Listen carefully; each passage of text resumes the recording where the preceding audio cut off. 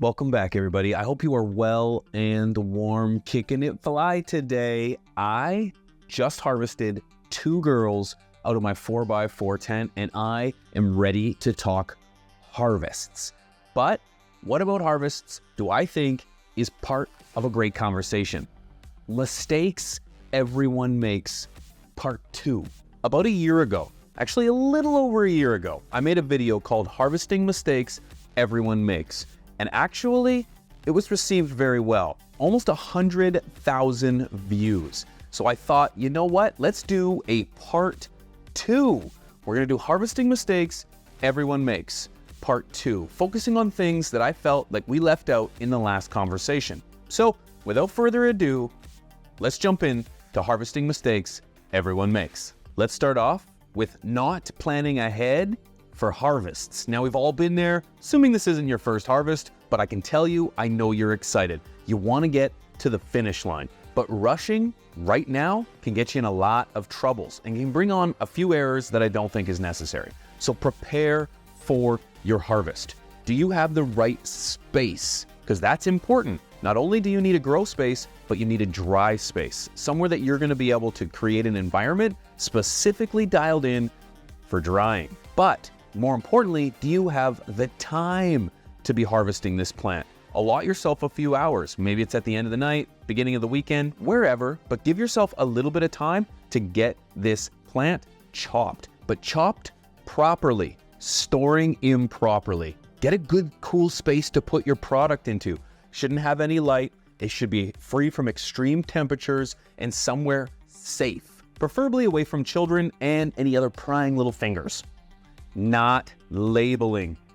Ensure that you're putting the proper name on the jar, especially if you're dealing with multiple varieties. I can't count how many times I started trimming, had multiple jars out, I put them in a jar, next thing I know, I don't know which genetic it was. Don't do that. It's not a bag seed. You took the time to grow it, so you know it, so make sure you write it down. Also, write down the harvest date. It's very nice, if anything, to tell your friends, I harvested this 6 months ago. Let me know what you think. Label it and date it. Another mistake is harvesting all at once. 2 reasons I don't like this. 1, not all plants finish all at the same time. Sometimes the colas, the very top, are finished before the bottom is done. So I like to harvest the top and let the bottom finish. Also, time. It can take a long time to harvest these plants, often hours. So do it in multiple days. You can do one on Monday, one on Tuesday, half on Monday, half on Tuesday. Take your time, make it a smooth, comfortable process, and it'll make it that much more enjoyable. Don't rush. You don't have to get it all done all at once. One mistake is overcrowding. When you hang all your buds up in the dry tent, don't put them so close together. It's okay to put a little bit of space between them. If they're too close together, this will allow for a buildup of moisture, mold, pests, and let me tell you, now is not the time to start to figure out how to deal with pests. Don't be one of the people to fall into the trap of not monitoring your dry space or the entire environment. This is not a set it and forget it type of deal. You need to keep a close eye from day to day on the environment inside your tent. And a great way to do that is with one of our sponsors, AC Infinity. AC Infinity is a leader when it comes to grow innovation in your garden. From tents to inlines to now their latest charcoal refillable carbon filter, you can get everything at acinfinity.com. Use promo code PIGEONS420, save some funds off at checkout, get some of the finest gear, and you won't regret choosing AC Infinity. Spider Farmer has released a brand new diode, the LM301H Evo. This is the most efficient diode yet. The G series is their most cost-effective series. You can get that G8600 for less than $600, and this is an 860 watt grow light. And it's great for a 5x5 grow space. The G series is their most cost-effective line yet. I personally use the G4500, but there is an entire series of affordable LEDs waiting for you. Everything from the G1000 to the G8600.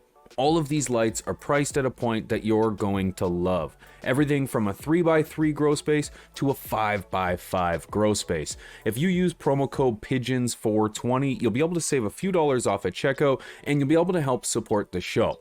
Get yourself some of the finest LEDs at a great price. Go to spider-farmer.com and use promo code PIGEONS420. Why are you rushing the process? You just took 4 months to grow some incredible herb, and now you want to rush the process. No, I've told many people many times, it takes herb to grow herb. Make sure you're well stocked before it's harvest time. Don't go in there with your little mitts and think you're just gonna steal some cookies from the cookie jar. That's only gonna hurt you down the line. Make sure you take your time. Don't rush. Give yourself good quality time to dry and good quality time to cure. I think a minimum of 2 weeks. It's not very long, but 2 weeks will give you a good quality idea of what your product is gonna taste and feel like after your harvest. 2 weeks. You can do it. Don't rush. An inadequate drying environment. You need proper ventilation. You need proper humidity control. And if you don't have that, it's gonna produce an aroma and a taste that is undesirable. We've all heard of the hay herb. Don't be the one with just flat, nasty taste in herb because you could have avoided it with adequate drying conditions. Good ventilation, but not crazy airflow. Proper humidity levels, about that 60%. Proper temperature, about that 60 degrees Fahrenheit. Guys, you can do this. Don't fall into the little traps and avoid the hayweed. Normally, this is where I would tell you to have fun, don't stress out, but you're already doing that.